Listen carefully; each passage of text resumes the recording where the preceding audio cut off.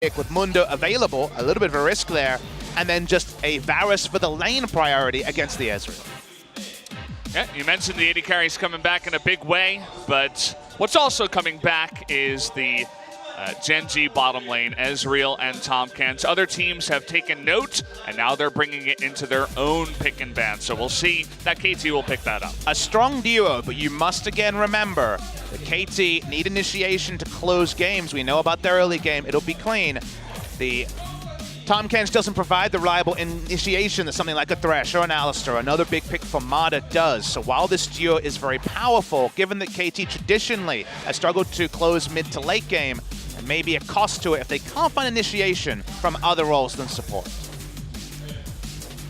We'll see what they decide to draft up here. You'll notice that they're taking away a couple of great supports to go along with Varus, but also to poke out that Tomkins in the bottom side. So Renekton ban, we saw Khan just roll face on Renekton versus Aatrox, a fantastic matchup for the Renekton. The Mundo's still available in a very common pick into the Mundo is the Aatrox, but it can scale too as Deft is flashing a Heimerdinger. Where would the Dunger be going is already a question you'd have to ask. I mean, with this kind of draft, you would have to assume up into the top lane. But he's going to pick up the Kindred. Here we go, Papa Smithy. Speaking to some pros yesterday and saying, hey, I think Kindred's on a really high power level right now. I'm happy I prepped. I even played a solo queue game of Kindred on my one day off. Timing was good there. It's an old favorite pick for Score, and this was, of course, the 2HB meme was with him on Kindred. The final game against the Rocks Tigers 2016 LCK Summer Final. But it does mean he's going to have a huge combat advantage over the Sejuani on the side of SKT. You're going to have the support. Morgana been a high-ticket pick in Korea as we're blind picking mid lane to some degree. It could be Swain mid, and the Cassiopeia, an old favorite, into the Swain. Yeah, you'd have to imagine that UCal is going to pick that one up. What will be the counter pick for the Aatrox is really what we're looking for here for KT. 15 seconds left, and this is part of the mental games that come into this Telecom war that we're also talking about. Just picking the Kindred right after, you know, this patch is coming in. The first game on the new patch in LCK, Score's going to be picking that up. And I'm a big fan of the Ornn over the Mundo. That seems very obvious. Mundo has a scaling matchup into the Aatrox, but then if they went Mundo, they'd have almost no initiation, and then the Kindred just might get outscaled, because obviously in team fights, you take a Sejuani most of the time. They need reliable initiation to close the game. They didn't get it from support. They find the Ornn Horn. They find the most reliable initiator in the game. KT Rolster, they're going to be all about Rift Scuttle priority, all about the early combat advantage. Otherwise, if Blank just gets a free farm phase, I think SKT are going to be pretty squared up. They have a very standard team comp and the potential for outscale on top. Yeah, it's always exciting as well to see Faker on a very mechanically intensive champion. The Cassiopeia, we saw what he was able to do on the Taliyah the other day in the bottom lane when they were doing that funnel strat with Zyra Khan. And man, I can't wait to see what he can do on that Cassiopeia. Amusing that the funnel bans at the moment are Taliyah, Xayah, but those are one of the two ways you can actually ban away mid lane Zyra Khan and the Taliyah's ability to push in bot lane. So important with funnel. We'll talk about that again later today. Let's focus on the Telecom war. Let's focus on the hype. SK Telecom T1 coming off a victory. KT Rolster, they're bringing out the 8-12. They're bringing out the Kindred. This is going to be a delight. It's going to be so much fun. Looks very standard, you know, but the Aatrox coming back into the meta in a big way. You don't see Cassiopeia all the time, and then the very obvious Kindred down in the bottom left there for Score. You guys definitely get out there, tell your friends this is happening, tell them that Kindred was picked up, and tell them that we have a crazy day of games tonight. And tell them that Papa sent you. Always include that one. Sweeten the deal. Yeah, we sent you guys, so here we go. The countdown has started. We're going to be jumping into game number 1 of the Telecom war. Let's jump into it right now.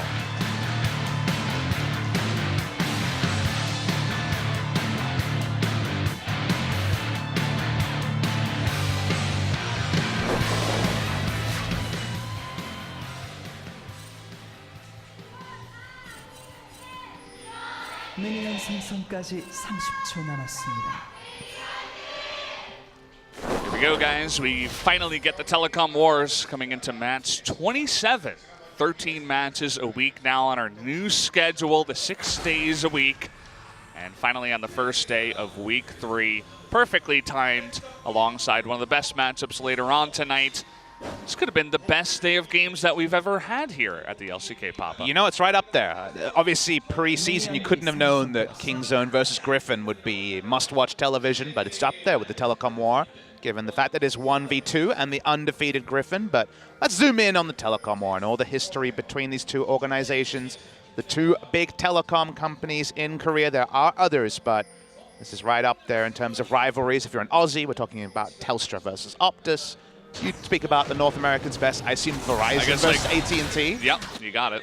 That's exactly what I was going to say. I've been away for a long time, but I'm pretty sure that's still the meta of Telecom Wars in NA. It is a huge rivalry, and it's one that has spanned multiple esports. So I always get, you know, a bit awashed with history when this one comes on and all the games it's affected. But seeing the Kindred start on the red buff and actually go red to blue, I imagine, into bot lane as Mata's walking up. Yeah, you talk about forward percentage in the lane, and he's going to get it onto Ever first blood before 2 minutes. Comes out of Deft and Mata. Well, that's a manly way to play the lane. Walks up, they just get the straight up kill. Score says, this is my Rift Scuttle now. SK Telecom T1 already struggling. I think Effort just had to flash that. Maybe just not expecting that he could die at level 1 to a Tom Kench, saying that Varus Morgana should have the pressure in the lane, but shut down hard by Mata. And it's a bit of a tone-deaf play from Effort. I believe he skilled W, I didn't see, but yeah, regardless, Tom Kench walks up. He has 3 auto attacks into a stun. That's the thing is, you have no level 1 with the W apart from impacting the minion wave, so just made to look like a fool. He said that we liked Effort coming back into the lineup. Didn't like that first play. That's definitely going to be a bit of a mark on him down there. That's a bit on the nose. We've got Kindred in the game. Exactly. Thanks. He's looking for them. So let's talk about the Kindred buff. I think a lot of people have heard about it. The buff is actually really, really big, as Score's going to try and steal away the red buff. And Mata with the Devourer to back him up. The biggest part of the buffs is that now, when you Q, you get 25% attack speed for 4 seconds. And obviously the Q has the reset mechanic with the W. The reason why that's big is it used to be 10% plus 5% for every stack. So it's almost like you're starting with 3 marks of the Kindred. Yeah. And it can take an indeterminate amount of time to get to 3 marks. So getting that much extra attack speed at level 1 makes your level 2, level 3 all-ins insanely strong. And for a Sejuani who really needs a friend to be able to do anything, it can often mean death. Certainly is a big deal. That's the reason why you're going to see it come in here. It was one of the least picked champions in the solo queue. Going to have a Devourer here to save Deft, who just pops right out, wants to keep on firing out those Mystic shots. But on solo queue, you would just rarely ever see it. If you guys watch Baker, you might see it once every I mean, the problem before 30, 40 is that games, it's been changed a couple of times how Kindred's marks, where it used to be AD, then it became this attack speed, but the numbers weren't great. Level 1 buffs for a jungler are insanely powerful because, hey, you get the machete and you instant clear because your Q gives you extra attack speed, which works with the machete. You get QWE and you can max E second now, which is very common, and you're all in with Devourer, or Blood Razor as I should call it, is stronger. In general, every part of Kindred got more powerful because before it was, well, I kind of struggle through the jungle with no heal and can't actually get any marks because I'm not that powerful 1v1. Now the 1v1 power is back, and it doesn't matter if you have healing or not when you just obliterate the jungle. Yeah, it's really nice to see the big changes that Riot has been making to the meta. I know that's part of the reason why we get this crazy aggressive meta that we had on 8.11. We're here in 8.12, and things could certainly change around. You know, if the Kindred pops off in a big way, maybe that's a bannable jungler from now on. Things definitely do change, but the one thing that doesn't change is Deft and Mata winning the bottom lane. They have the biggest forward percentage out of any bottom lane duo. And, well, now that they've gotten the lead, they're certainly going to be even farther forward in this game. And when you have Kindred, who's already shown bot lane previously, and Deft and Mata as a duo, as players, you're right. They just push up, they punish you. Morgana has no impact in this lane at all. When Varus Morgana is picked to smash a lane like Ezreal Tom Kench with pushing priority and the fact that Bang takes winning trades with auto E, now they're getting pushed in. They're not doing great at all. The Cull, as the purchase is Bang saying, all right, I'm screwed. I'm just going to try and get 100 CS, and maybe then I'll be relevant. But worth noting that Blank has managed to non-interactively farm his way to a decent amount of camps, He's been able to get top lane scuttle with the backup of the Aatrox, and if Blank gets a free level 6, that's a little mini win for the side of SKT. That's definitely going to be nice for them.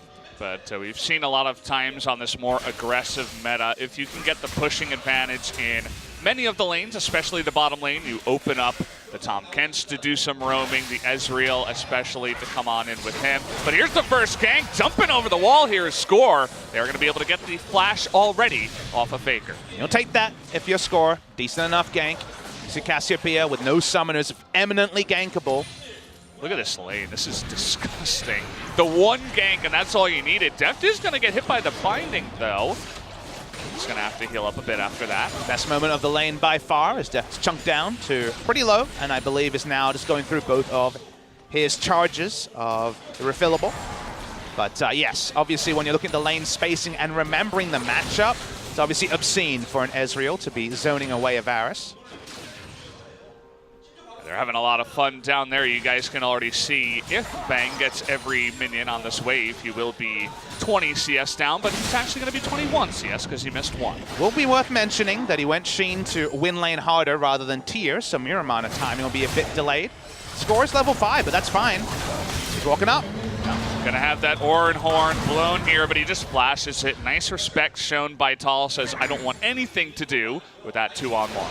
This game is a traditional KT Rolster timings game. 2-item Ezreal. Kindred going for 2 items. Basically, early itemization with a gold lead. KT have a massive combat advantage over SKT over time. SKT will be able to split through the Aatrox and have a very balanced teamfight comp. But in the mid game, you know, when those 2 trademark items of the Ezreal are done, it's going to be how much can KT get? How much of a lead can they develop as they want to win the game around that moment? They're trying to push it as hard as possible. I said, what did I say before? 21 CS, now it's 27. Took me like a little bit of extra time to get that number right. Some play-by-play custom math. Yeah, I know. I'm trying my best here. So that bottom lane is essentially screwed for them. But again, you were talking about it before. Blank is able to hit level 6 relatively safely. We'll have to see how these first couple of ganks go for the Sejuani. Bit surprised to see the itemization choice here from the Kindred. You can see it's not looking like it's going to be the Blood Razor this time. Blood Razor would, of course, really help with the neutrals. If you look at solo queue, Blood Razor is by far the most picked up. Now, it could be that he's going somewhere else, the first item, but it'd be a bit strange to see the Warrior enchant, given the Kindred has so much attack speed, just obliterates something like the Drake, the Rift Herald, or the Baron. We'll check in on Score's build, but he is, of course, a very classic Kindred player. Played it many times in his career through multiple metas. Just keep an eye on those junglers. We haven't really been seeing them do much outside of jungling as hard as possible. So, see what kind of effect they can have on the game a little bit later on. So far, the gold lead sitting at a bit over 1,000 here for KT. Most of that does come in the bottom lane. And that first blood kill, no gigantic lead in any other lane. In fact, the Cassiopeia, you said how it's winning that lane. It's doing so by just a bit.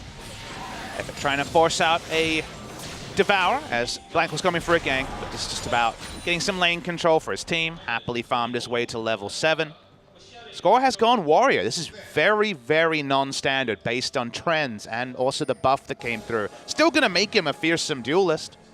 Both Warrior and Runic Echo have insane gold efficiency for the stats they give, the attack damage and ability power in particular. Going to make him slightly slower on neutrals, but theoretically, burst trade's going to be better, so maybe even more punishing in a short window.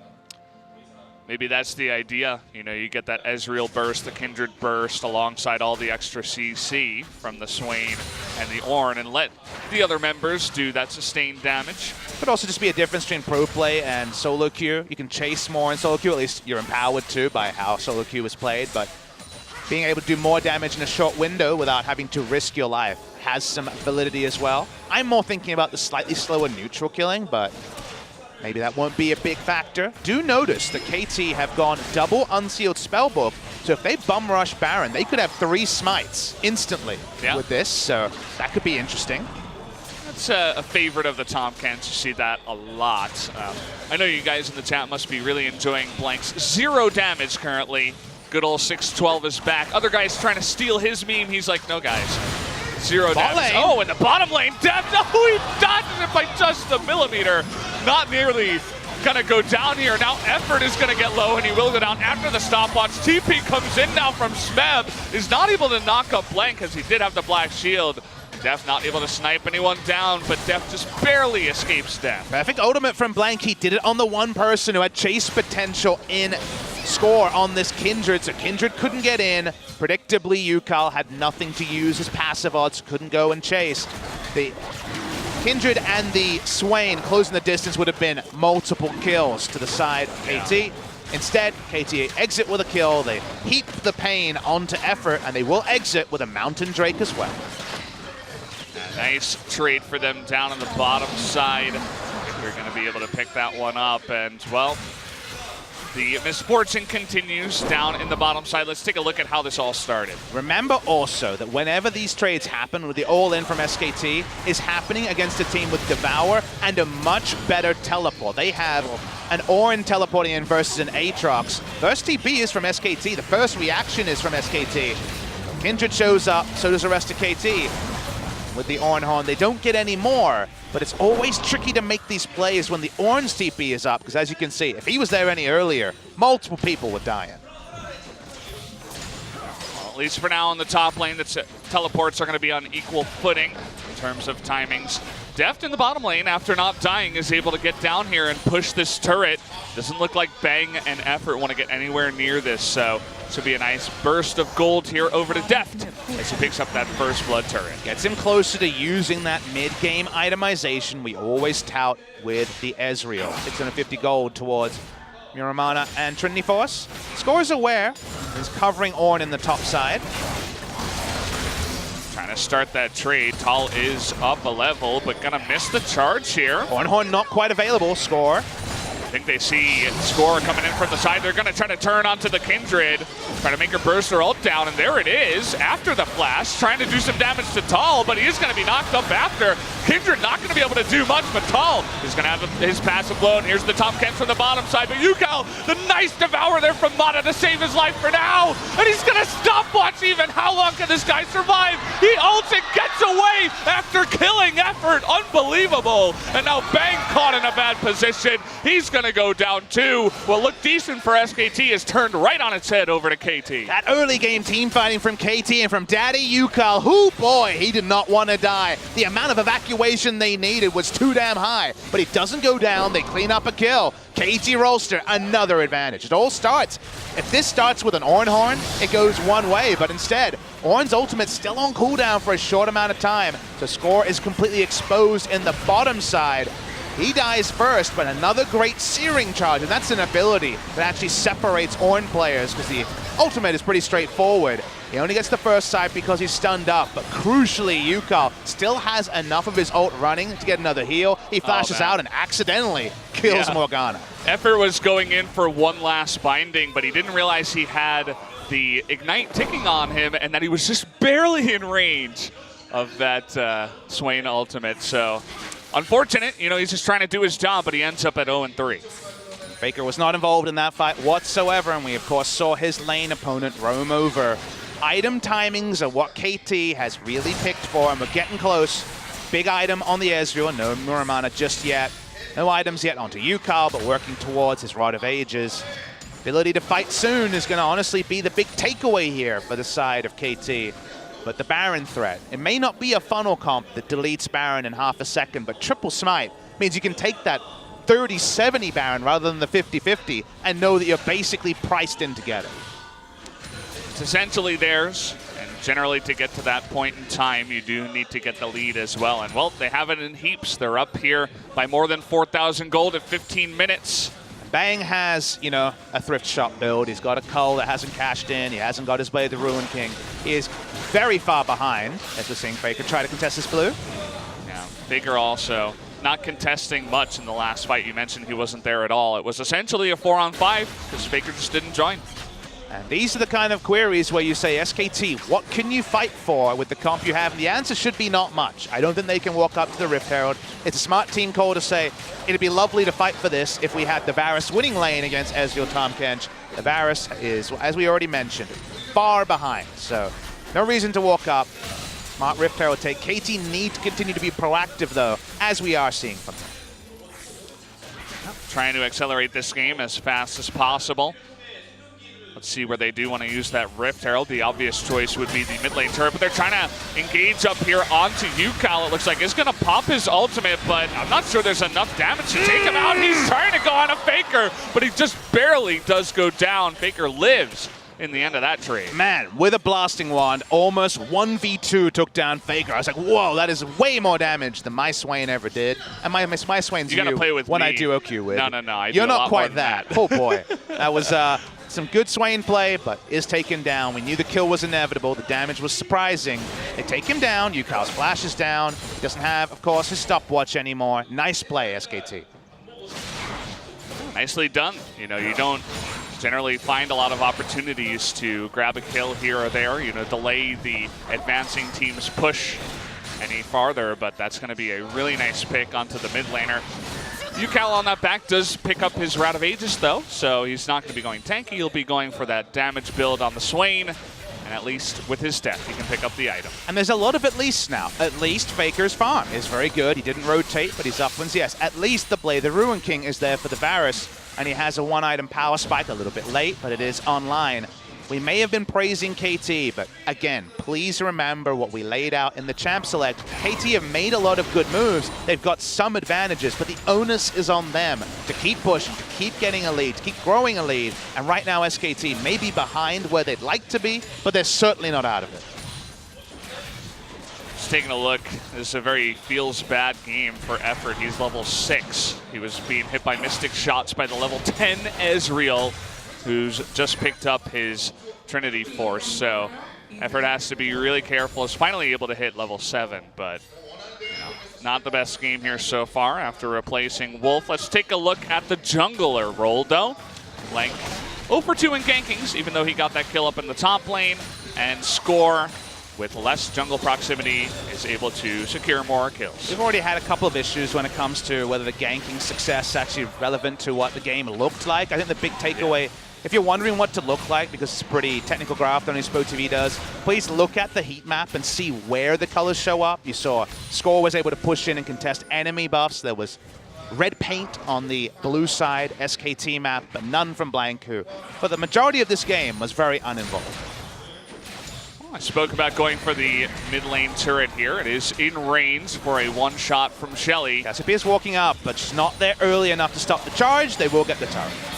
Should be going down. They're trying to go for an engage here out of the Tom Kenshi. He's going to be locked down for so long, and it looks like they do have enough damage to take him out. Did have the grounded effect from the Miasma too. Nice Ornhorn is going to knock up 3 in the back line. Blank going to get super low. Score somehow is going to go down to the bottom side, and the fight between the mid laners on the left is going to go the way of UCal as Faker flashes away. The passive here is going to be procced by Tal, and he absolutely cannot get out of that fight. It is going to be a 2 for 3 in favor of KT. Small lead. It won't turn into any objective bar the Ocean Drake unless they can all state this turret. That would be actually big for the side of KT Rolster. Mata was millimeters away. Third of a Teemo, I would say, away from getting into the Lamb's Respite. Didn't get in, so didn't get any value out of the ultimate did Score. The opening of this fight probably goes the best possible for SKT, but because Faker's late, it's after the turret already go down, they get a secondary charge. Notice the Lamb's Respite AoE, literally a third of a Teemo out of there. Tom Kench for once will feel hard done by from going down, but the Searing Charge again. Smeb is playing Searing Charge as if he's got Malphite ultimate with his reliability on that play. Tal can do a lot of damage if he got no mobility, but plenty of mobility on the Ezreal. Nice cleanup by KT at the end, but you could understand the thought process from SKT. UCal would have had the kill onto Faker, by the way, if he didn't mess up the timing on the Zhonya's. If he Force Lightning at the right exact timing before he could flash away, he would have got the kill, but he was a split second too early. Just wanted to point that out as a resident Swain main. I can't feel bad about being close to the Force Lightning, given there's almost no cooldown on that Q once you hit level 9. Basically always up, as we've all found in lane against a level 9 Swain. And now we got some sick items going on. As Deft has 2 items, he actually went Lost Chapter instead of a second tier, so he's going for the 40% CDR or close to. Baker's gone for Banshee Veil to stop being picked.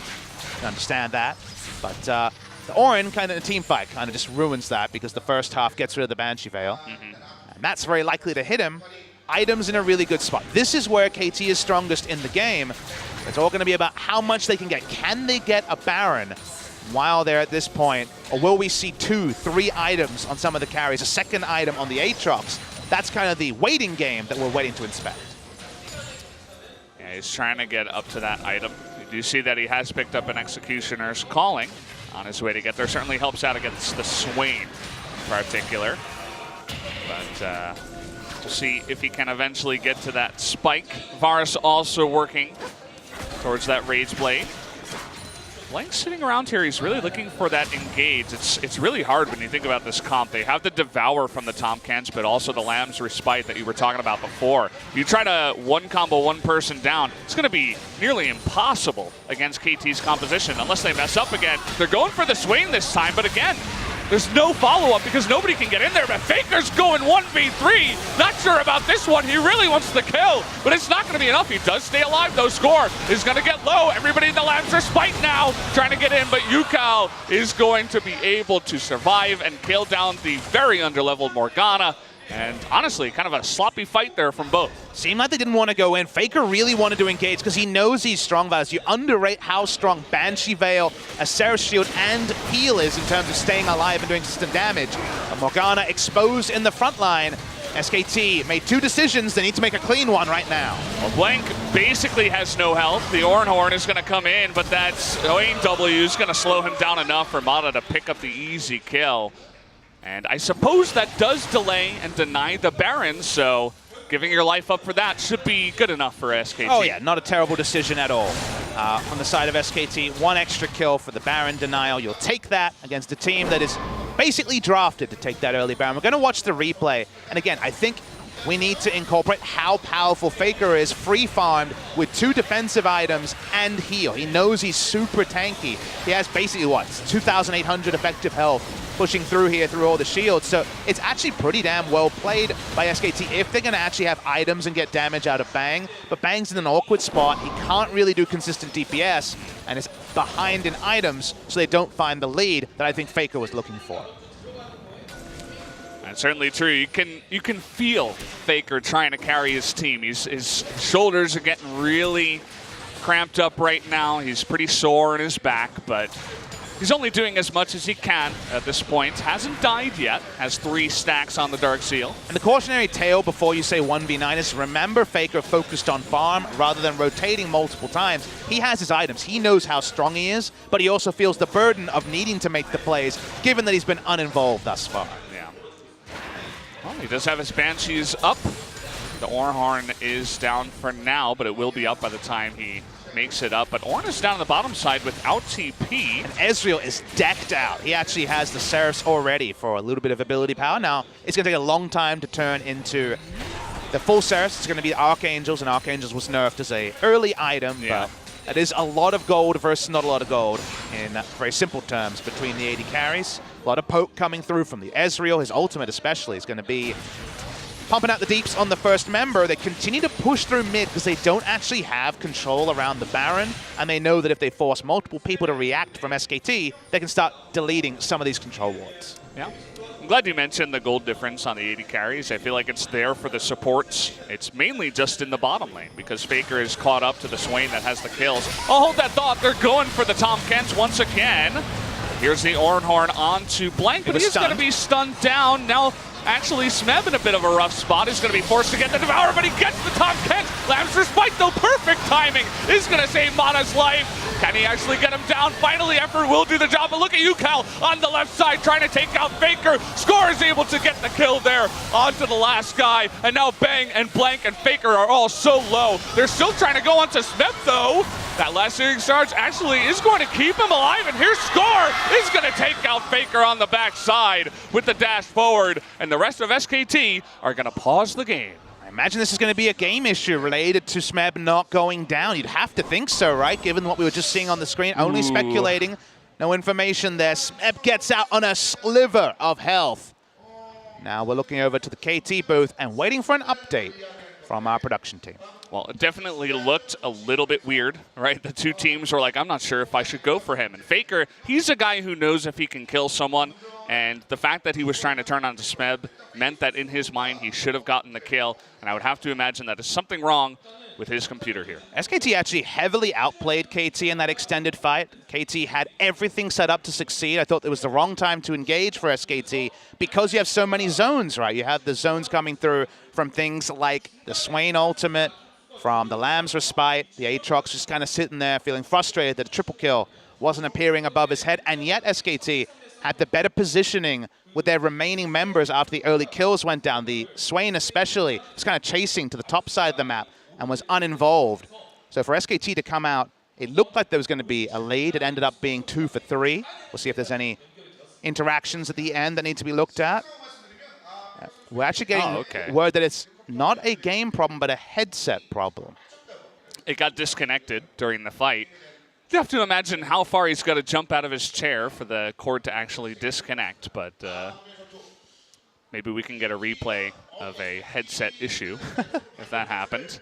Would it be like kind of like a heart murmur, but the audio murmur, and being like, it's there, it's not there, and then the gameplay at the same time? I guess you could try something like that. Is the refs here at SPO TV trying to work out what's going on? Oh, he's actually got a referee badge on, so you know he's official. He's official, man. We only have the best, most official referees here at SPO TV. We're wearing badges too, so you know we're official. We're going to look over the replay. Now, I actually think this is the best place KT can fight around because they have so much zone control in a very, very small corridor. They even have the Ornn able to do it, but getting the interrupt there was Effort's best moment of the game. The Lamb's Respite is so necessary at the start. KT really like the engagement. Everything's perfect from the side of SKT, but KT should be in a huge item lead, and also by the end you'll notice that Yukal kind of wastes his time running at Faker and can't kill him. So with Yukal out of the fight, when Bang could turn onto Smeb, you thought Smeb goes down 3 for 2 from 5,000 gold behind. But he turns around, gets the Bellows Breath, and Faker actually gets a minion with the... yeah, he missed. It's not called an attack move, I guess, with a spell, but basically equivalent there. It gets the misclick going on, and that's when the pause came through. Yeah, I think it would be hard to blame that on a headset issue. If that's the official call, then it probably was just a mistake, and they wanted to fix it right after the fight. Kind of depends how early the headset issue came, though. If that was before the fight started, that would be very unfortunate for SKT to not be able to play through it with the ideal communication. Yeah. But then again, you couldn't chrono break that, right? Because it would be the player's fault, most likely. Let's not speculate, you know? Let's not speculate. I suppose you can chrono break anything. You can. I agree with your premise of you can't argue he would have clicked on the right thing if he could have heard, but how much of the fight would have been different if he was lacking audio for a majority of it? But then again, how can you prove that he didn't have audio throughout the entirety of that? There probably is some way to work that out, right? Maybe, I actually don't know what's recorded. I know for a time there was POV streams where everything was recorded. At least in China, those were streamed out. I don't know, so Faker seems okay. I don't want to sit and speculate about what is and isn't available information to Riot, but hopefully they make the right ruling.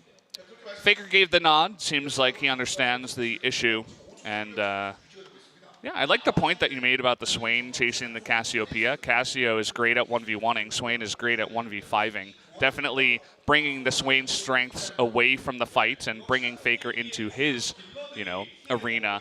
And at the same time, that Lamb's Respite was perfectly timed. The knockup was fantastic from the Aatrox. He actually killed Deft in the backline, which was a small moment. No kind of break. Yeah, we're back. We'll take it. That was some significant tankiness, as Smeb has had one of the most interesting Ornn games where actually his ultimates have been largely interrupted, but his Searing Charge play has been off the charts. Yeah. So for once, not just an R-bot is the Ornn. Score is sitting on 6 stacks, if you guys are wondering, but it kind of feels a bit like 9 stacks when it comes to Q attack speed. And again, that's the big buff. You're joining us late. Kindred at level 1. It's the same attack speed every time she presses Q that she did previously when she had 3 marks of the Kindred. The first one might be pretty easy. The second, the third, having it at level 1 is pretty big. How it's helped her skirmishing. Now, it hasn't really been a lot of Score running at the Piggy and killing her, but still Score. Decent game thus far on the Kindred. Yeah, I mean, he had the one slight 1/3 of a Teemo miss onto his Tahm Kench. Didn't mention the Sejuani change, just to cut you off. Sejuani can continue to stack up that passive on the monsters. That was another change here So Sejuani was already seeing some play, now is buffed in many ways. And I imagine we'll see plenty of that Sejuani. Yeah, she's back here. Yondu trying to play her before she was truly back. But either way, SKT looking for another fight in the same location. They're like, yeah, we like the way that last one went. Let's do it again. I think KT, if they press their buttons better, will be able to win in this sort of an area. So I think KT largely happy to opt in the moment they get some ults back. Crucially, the ultimate on the Swain not available for now. KT poke around, they want the Baron. This time they have the control wards on it. They also have a lot of Baron damage. May not be Blood Razor, but with Tal bot lane and no early information, how low will this be before the teleport starts? I think they're just going to have to give it away. Ezreal ult hits 4, no TP in here from Tal. That's going to just give it away here. Now they're trying to turn out to Blank, who just throws it wide. The TP coming in now from Aatrox. They want to have a fight here, or at least we're thinking about it. In the end, they'll just have to give away the Baron. Nice move by KT. SKT too slow. It's double Mountain Drake and a Kindred. You have to know the Baron damage is going to be significant. Kindred provides the Black Cleaver and a BF sword. Wow, that's a big purchase coming through. Seeing a lot of gold was score that time. They push out. Clean Baron from the side of KT Rolster. Well played. Very clean here from KT. They know the potential of their composition and what they have. Whereas SKT, looking like they have some communication issues today. The fights haven't been super clean. They've been struggling with moving in together as a 5-man composition. It does feel like the trust falls aren't working. You know, the kind of team building exercise you do at college or work or things like that, where it's about catching people when they fall. It feels like Faker's going in, knowing his strength and everyone else, either unclear that he's going in or, you know, looking at the team fight differently. It's not of one mind like previous SKT team fights. The legendary one against RNG and EDG in 2017 Worlds. It's not quite that level. Again, it's a different roster, but SKT, things to work on. I just took a look at the gold there quickly. Deft is up nearly 4,000 gold onto Bang. Maybe after some more farm in this turret, he'll be just about 4,000. And here we go, pushing on in with the Baron buff. Deft trying to go man mode here, trying to jump over the miasma. You got to be careful. He does have the Tom Kents behind him, though. We've seen many Ezreals do this. The base checking. Yeah, looking for it. QSS on both Mana and Deft. So Blank's like, well, my ult really does nothing here. He's got to be worried when the face checking starts. Control what's sticking that Faker is standing on. Haven't seen the big play with the ultimate yet from Faker, but his plays against it are maybe more famous than his plays with it. Yeah. But still, a lot of team fight playmaking available. 3-item Faker. He has the Void Staff now. Knows that killing Smeb might have to be his reality rather than pushing damage onto the backline. SKT relieving pressure. Baron, less than half.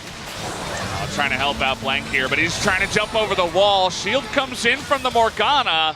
Cassio like he is going to go down, though, in the end to the Ignite. Really unfortunate there. Cassio ult to stop once again the second half of the Ornn ultimate, but still falls. That means 5v4 here for KT. They keep pushing up. What can SKT do? Well, they have a decent amount of wave clear here, but it doesn't look like it will be enough on the bottom side as Faker trying to go 1v2 onto Smeb and score. That's really not going to work out, and the push continues in the mid lane. With no banner of command, you just see extra range champions coming in. Suddenly Siege being a lot more impressive than it was largely on patch 8.11. They mush up to the mid lane as well. 2 inhibitors, what KT's looking for here. It should be available. Yeah, it should be easy peasy. You saw that Tal was up in the top side, just pushing out that lane, so at least he'll be able to save one, but the unfortunate reality for SKT comes through. 20 seconds left on Baron. That should be the end of the Baron power play, but KT in a commanding lead, 11,000 gold ahead. And it's their play from 20 to 30 that has vindicated their draft. They went for earlier skirmish, and they went for very strong objective control, and it only mattered if they could convert. They got the first Baron, they got a lead. Blank goes down here. As I mentioned, Cassiopeia ultimate to stop the Ornn ultimate was pretty clutch by Faker, but the Ignite still burns down Blank. That one ward is never worth it, guys. You're playing solo queue, you're trying to clear it out, you're a support or you're a jungle, trying to get in there with your sweeper. It's never worth it, trust me. You give away your life, you have a much worse chance of actually stopping the push with Baron that's coming in. Maybe if the Sejuani was alive instead of dying, they may have been able to make something happen, but that was just not the case, and that was all just for one last auto attack on a ward. Hindsight's definitely 2020 on that one, but I tend to agree, Valdez. Now they're down 2 inhibitors. Can they even contest for the Infernal Drake? The answer's probably no. You'd have to wait for Baron or Elder, a bigger objective to get away from the base. Finally, Bang has some items, but he is certainly in a hole. There's actually a Hextech Gunblade on Ezreal. That's a big snowball item you see in Korean solo queue all the time. A favorite, extra sustain though, if you think about it, coming through. So no Blade the Ruin King, not respecting just a Sejuani who clearly goes boom pretty quickly. Going for the Gunblade for bigger damage, still has sustain. Smep caught for a while. What does it mean though? It doesn't mean much, as even on the Miasma can't be chunked down here. The adaptive help is working out so much. The 4-man Ornhorn. Faker trying to go forward here, but he's going to be pulled in and disappears on the back line. Now Tall in a desperation move, trying to take out Score, but it doesn't look like it'll happen here. Vada able to eat up depth here, or rather UCal, and that is going to be the end of that team fight. 2 members go down. Now pushing in the mid lane. UCal with his TP will be looking to come back in here. But still 3 members of SKT trying to make this desperation hold. It's going to have to be a hold because KT's looking for the win. Yeah, here's UCal coming on in. Trying to do that damage. Nice E on 2 members. The Black Shield not enough to keep Bang alive in the front line. And he is going to go down, as will Blank in the back. Oh, it's so close, but he does stay alive. Morgana will go down as well, and that should be the last Nexus turret going down here. KT, a commanding win here in game number 1. 33 minutes is all it takes to take out the Nexus. KT Rolster closed the game when they needed to. They play the early game cleanly as well. Smeb had perhaps the greatest ever Ornn performance, not including ultimates, because the ultimates has never happened. But the Searing Charge play was fantastic. Mada's evacuations. He had to choose between UCal and Deft. He made his decision. Deft will remember that. But KT Rolster, they're the ones that bring the new on 8-12. They roll out the Kindred, the old favorite of Score. His 21st competitive game on the Kindred is a victory. Of course, no one is elated just yet, but if you pick for the early game, you stick it in the mid game, and you close it pre-35, that's exactly what you need to do as KT Rolster.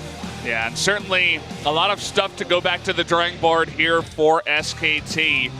The draft didn't look terrible, but the level 1 death in the bottom side, not the best look there from Effort. Will we even have Wolf come in as a sub? Will Blossom move in for Blank, who didn't have the best game on the Sejuani? Wasn't all his fault, but his team fell too far behind and he wasn't able to find enough effective ganks. So an unfortunate time for Blank in the jungle. Told by our producer, might be a bit of an extended break this time, about 14-minute, guys. Sorry about that, but the Telecom War will roll on after the break.